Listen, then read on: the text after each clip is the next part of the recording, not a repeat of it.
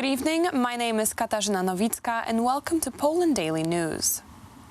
The Polish court has forbidden investigative journalist Piotr Nisztor to write a publication on the cooperation between Zbigniew Boniek, president of the Polish Football Association, and Andrzej Placzyński, head of the Sport 5 company, which sells the rights to the live broadcast of football matches. The decision of the court constitutes a clear violation of the freedom of speech in Poland.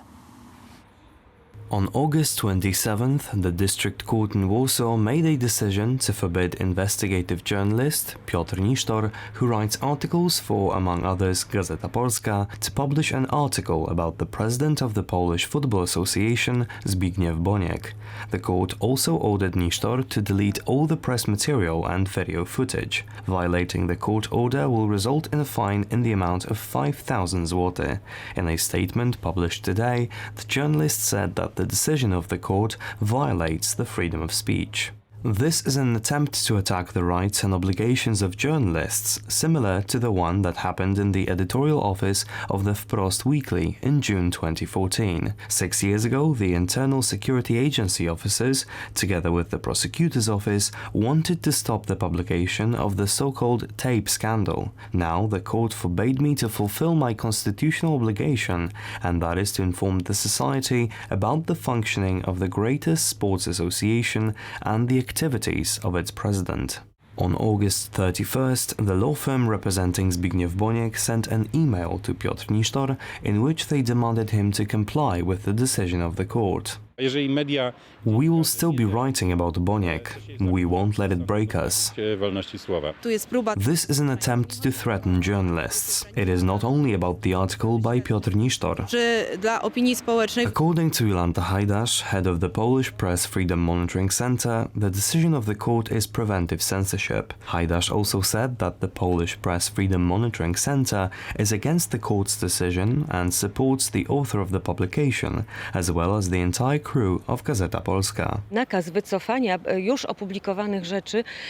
fact that the court ordered to withdraw the article, which has already been published, clearly shows that Mr. Piotr Nisztor and Gazeta Polska are trying to reveal controversies surrounding the president of the Polish Football Association. The institution is public, and its president is a public figure. If there are any charges against them, then they have to be explained and not banned from publishing.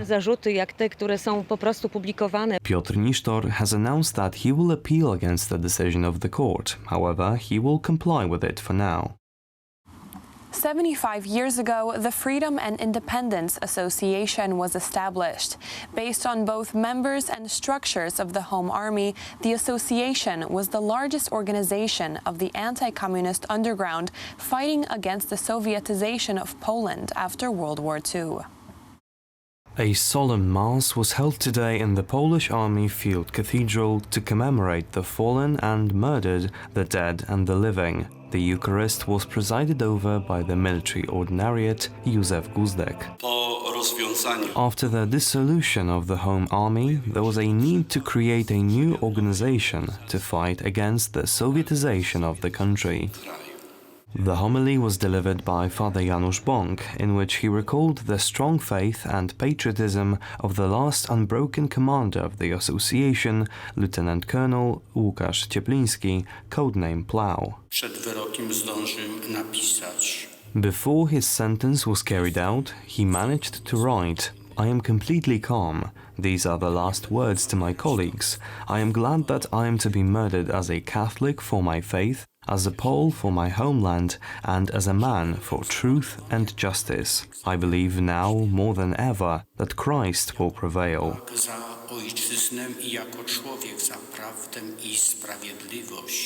The ceremony was attended by veterans, among others Lieutenant Colonel Bogdan Zdrojewski, a soldier of the anti-communist underground, who at the age of 18 became active in the Freedom and Independence Association. I come from Warsaw. I was arrested here. In 1952, I was detained in the Mostowski Palace, later transported to Wrocław, sentenced to 15 years in prison for belonging to the Freedom and Independence Association. After the Mass, the Bishop of the Polish Army, Józef Guzdek, honored the board of the Freedom and Independence Association with the Medal of Service to the homeland. We view this constant work as legacy for the future generations. The memorial appeal was read and wreaths were laid on the tomb of the unknown soldier in the Marshal Józef Piłsudski Square. Flowers were also placed in front of the execution wall on the premises of the former prison of the Communist Security Service on Rakowiecka Street in Warsaw. Of course, I don't regret it. Unfortunately, I went through a lot. They broke my ribs in Warsaw at the security office. They broke my fingers by putting my hand in the doorframe. Same with my toes. The Freedom and Independence Association was the largest organization of the anti-communist independence underground after World War II. At least 30,000 Polish patriots fought in the Wien ranks between 1945 and 1947. According to the latest data published by the Ministry of Health of Poland, 835 coronavirus patients were considered to be cured in the last 24 hours. This is the largest amount of recoveries since the beginning of the epidemic. The total number of recoveries in the country exceeded 48,000. It is estimated that around 16,000 patients are currently undergoing treatment, with nearly 2,200 in hospitals. On Wednesday, the Ministry of Health published the latest data on the epidemiological situation in Poland. The country has recorded 595 new COVID-19 infections. The Ministry of Health also informed about another 20 victims. The total number of coronavirus infections in Poland is 68,517. 2,078 deaths have been reported since the beginning of the pandemic. A record number of recoveries has also been noted. This number increased by 835 just in the last 24 hours. The German government informed the public that a report of a military laboratory showed that Alexei Navalny, a leading Russian opposition activist, was in fact poisoned by a Novichok-type combat agent. The same substance was used to poison former FSB agent Sergei Skripal. The German Foreign Minister Heiko Maas demanded urgent explanations from Russia regarding Navalny. The oppositionist has been treated at the Charité Clinic in Berlin since August 22nd. He is unconscious, and doctors describe his condition as serious. At present, we know that it was an attack using a Soviet-era nerve Novichok-type agent, which makes it all the more urgent that those responsible in Russia be identified and held accountable. We condemn this attack in the strongest terms. We will pass the findings to the European Union and our NATO partners using appropriate channels, including diplomatic ones. The German government once again invited the ambassador of Russia for urgent talks at our foreign ministry in connection with the presented findings.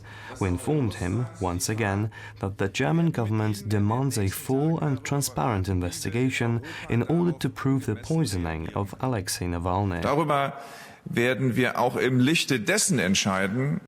That's all for tonight. Now on to Poland Daily Business with Aleksander Wierzejski and his guest. Good night.